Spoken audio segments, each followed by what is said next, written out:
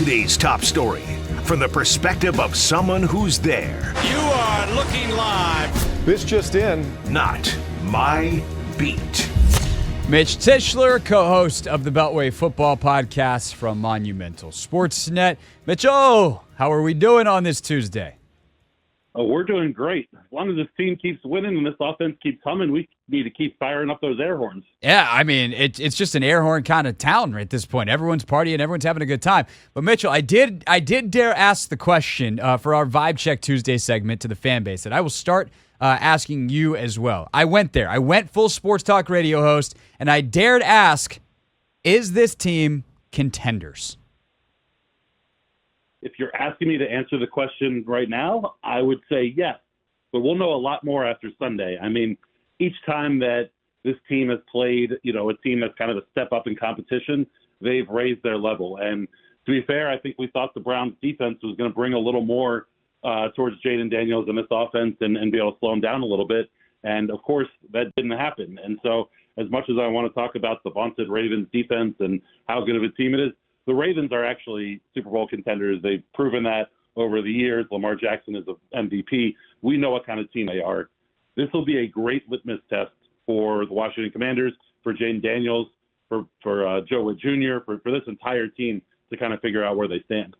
No, I totally agree. And I think, just functionally, because they're 4-1, you get to that point from a record standpoint, you're obviously in the mix for contending for your division, contending for a wild card spot. Are you a Super Bowl contender yet? That's a different question. And nobody, we won't know that about anybody for sure until November, December, except for, say, the Ravens, who have been on the verge of it, the Chiefs, who have obviously won it 2 years running. But I do think that, to your point, they have, I thought the Cardinals presented some interesting challenges for them defensively. There were obviously other areas to exploit, and they absolutely beat the brakes off them. Cleveland, defensively, there's some stuff there where you're like, hey, this could be a problem. And the fact that they have just absolutely destroyed all comers since week 1 in Tampa, Mitch, does make me look at this team, I think, differently, even though there is a rookie quarterback in place. Yeah, I mean, I don't want to say that this team is Jaden proof, but I mean, every time they've been faced with something, they've shown out and they've stepped up their offensive game. And I think one of the things I've been most impressed with was, you had the unbelievably efficient offense the 2 weeks in a row against the Bengals and then against the Cardinals. Against the Browns, they struggled a little bit. I mean, midway through that second quarter, you're looking up and you're like, oh man, this team isn't really performing quite well on offense, and then they start ripping off big play after big play after big play, and all of a sudden you look up at halftime and they have 24 points, and this game is almost out of reach for the Browns. And so I think the fact that you're seeing this team kind of do it in different ways, we've seen Jaden dominate throwing the football, we've seen the team dominate on the ground, we've seen them, dink and dunk their way up and down the field, and then we've seen them, hit big plays. I think speaks to the staying power of what we're seeing on the offensive side, because they're not reliant on one particular thing to make this offense go. Mitch Tischler, co-host of the Beltway Football Podcast, with us on the Hoffman Show. You mentioned how they did things differently offensively. It wasn't this 70, 80% completion percentage, 90% against the Bengals. Jaden was in the mid-50s, but they found big plays. What impressed you or what stood out either in the moment or as you went back and reviewed it that you're like, wow, that's something that's maybe different, or the thing that really impressed you the most from what they were able to do offensively? The Browns have a really good defensive line. I just really liked what Cliff Kingsbury did in terms of trying to trick them and move their eyes. He does a lot of, false pulling with the offensive line. But you look on the outside, just kind of in the pass pro game, and, you have Brandon Coleman, Cornelius Lucas over there on the left side against Myles Garrett, one of the best defensive ends in football. And they sent running backs, they sent tight ends at them. They chipped them. They didn't let them run free. And ultimately, they gave Jaden Daniels the time in the pocket to read the defenses and get the ball out. And what's impressive about Jaden is that, when teams bring kind of zero blitzes or extra rushers that you can't account for, ultimately it's on the quarterback to account for that free rusher. And I think there were 4 times in that game there were free rushers.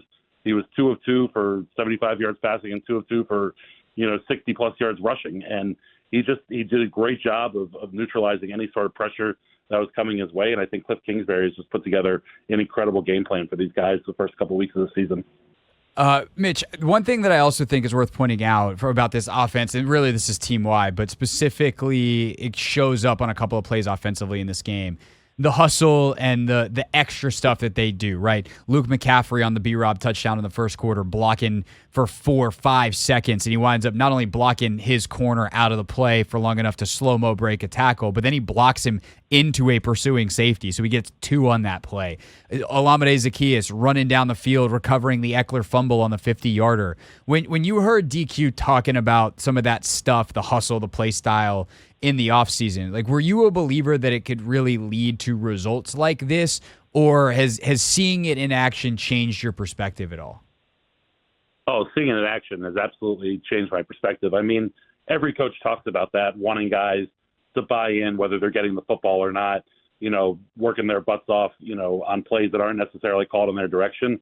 And I think we saw some of the faults when that doesn't happen last year, with the Eric Bieniemy offense, because you had guys who didn't think they were going to get the ball. They weren't coming off the line fast. And then ultimately, one guy not running their route hard or not doing their job, to the nth degree affects the entire play. And, you can talk about culture all you want with Ron Rivera and, previous group. This is the culture that you need and that you want. Last week, you had Terry McLaurin lead blocking on a touchdown run. You mentioned the Luke McCaffrey run, the Olamide Zaccheaus fumble recovery. Brian Robinson is playing super beat up on a hurt knee, and he picks up 2 blitzers on one play that allows Jaden to kind of roll around to the outside and hit Perry for that long pass. I mean, what's most impressive to me about all of this has been the buy-in from this unit, and particularly on offense, but we're starting to see it a little bit more on defense kind of as I think they're getting more comfortable in the defense. But you're seeing guys that are out there playing hard from the snap to the whistle, and that's not always been the case here in Washington, and it shows you how much of a difference it makes when guys are willing to buy in and be a part of all that.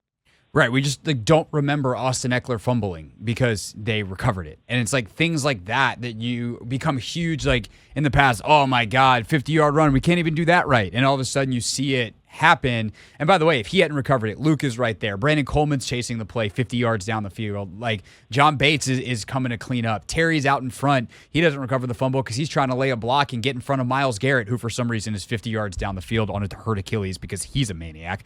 So it's stuff that just adds up, and it's really cool to see. You do mention, though, the defensive side of the ball. They're starting to come together. Logan and I kind of struggled with just how much credit to give them because this Cleveland offense was so horrendously bad. How did you and JP parse it out in terms of, like, yeah, they did a great job, but also the test was only so hard against the Browns on Sunday? Yeah, I mean, you take it with a grain of salt because of the team that they're playing.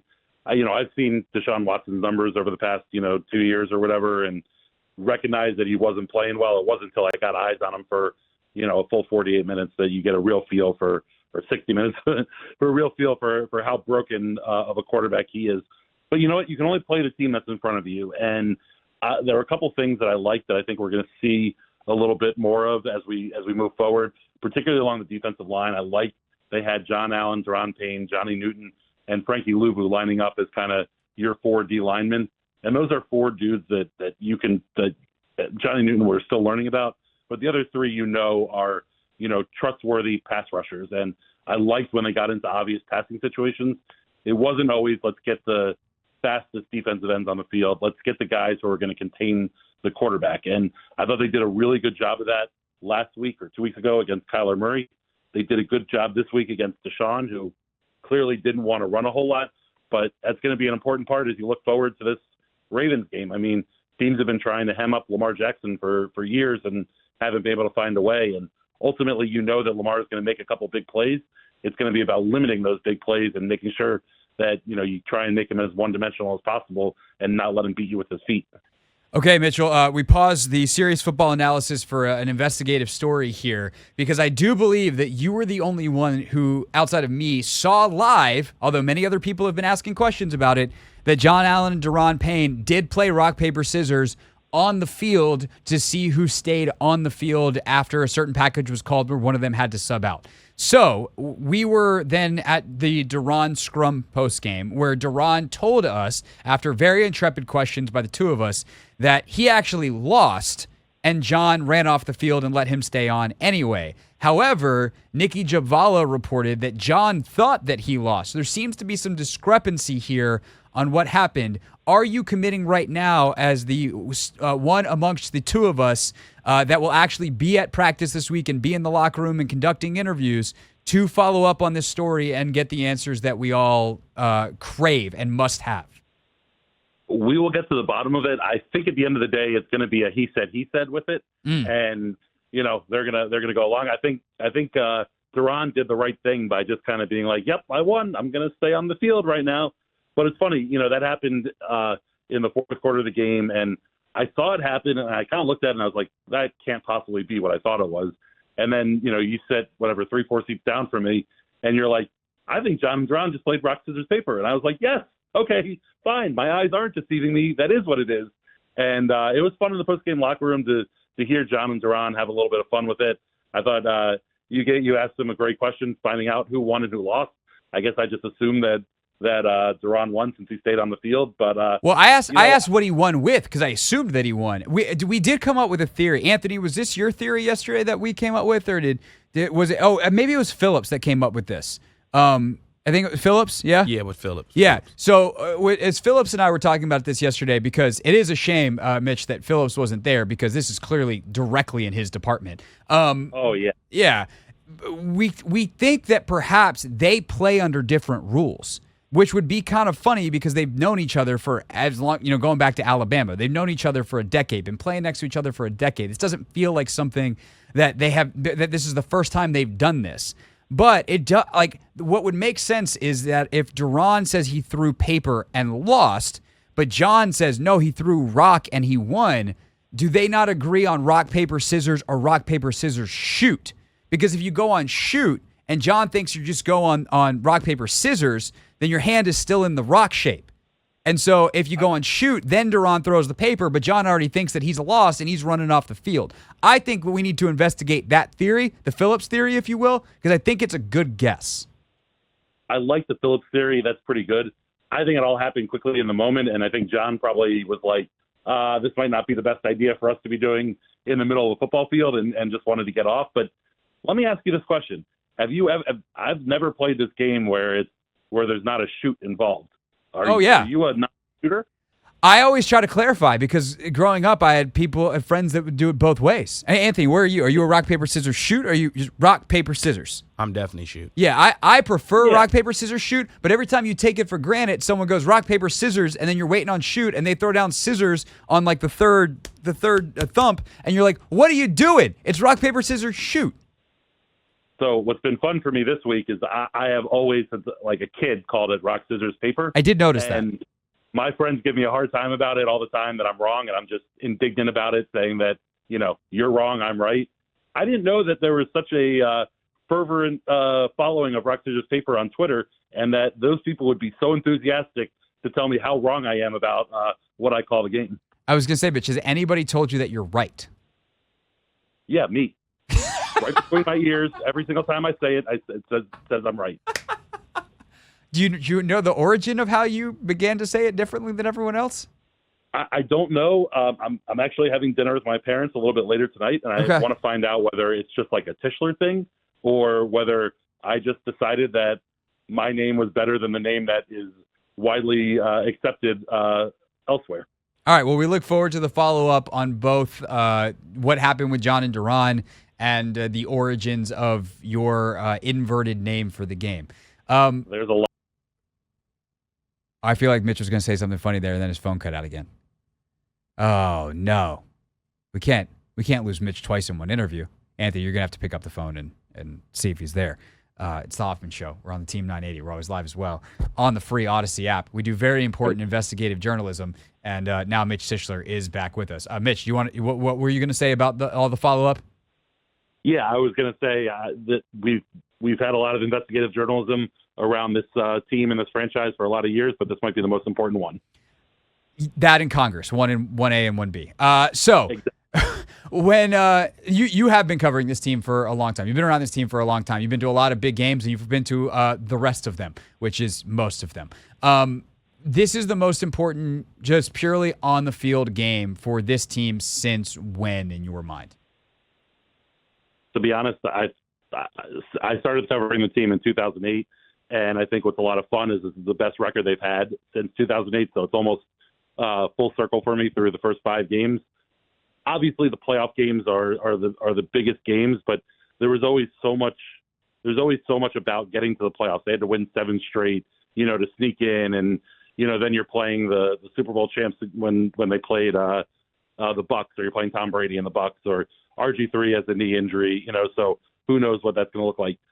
I think this is the biggest game that they've played, certainly the biggest regular season game, but the biggest game they've played since I've covered the team, because this is the first time that I've been around the team where there are questions of, hey, how good exactly is this team? Are they good enough to sneak into the playoffs, or are they good enough to actually make some noise?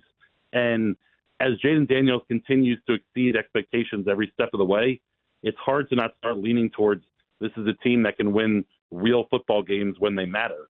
And so to get a test like this against the Ravens this early in the season is such a good starting point to get a feel for kind of who they are, where they are.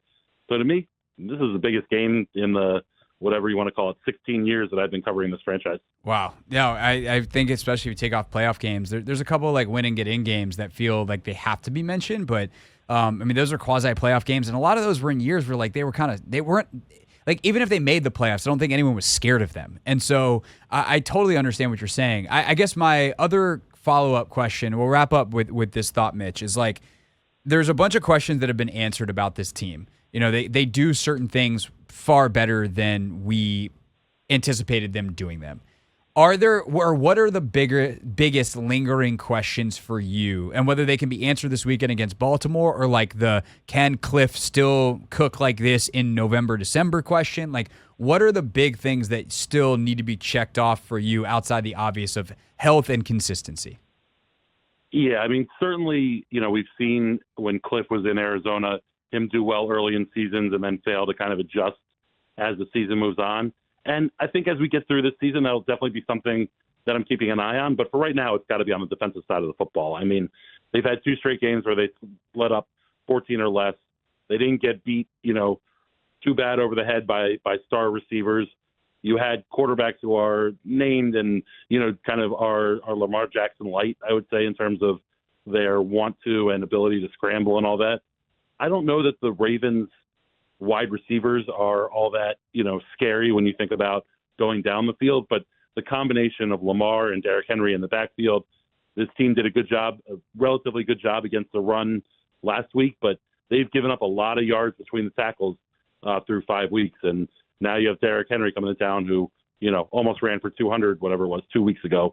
So I think, to me, the questions right now are centered around, can the defense follow up these 2 good performances with even a decent one? I don't think there's any expectation that they're going to stop the Ravens up and down the field, but are you going to be able to hold them to under 30 points? Are you going to be able to force them to punt a couple times, or, go 3 and out every once in a while, and, give your offense an opportunity where it doesn't have to operate at 100% efficiency to come out with a win?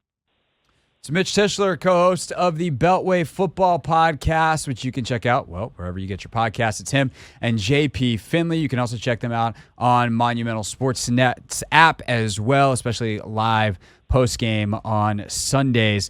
Mitch, always appreciate it, sir, and we will talk to you next week. Enjoy Baltimore. Absolutely, looking forward to it, and I'll be back with some more info on rock, scissors, paper for you. Excellent. We might even have to have you back on before then. There's certain updates that cannot wait. Appreciate it, and have a lovely dinner with your parents as well. Thank you. All right, that's Mitch Tischler, everybody, with us here on the Hoffman Show. This is the Hoffman Show on the Team 980 and the Odyssey app.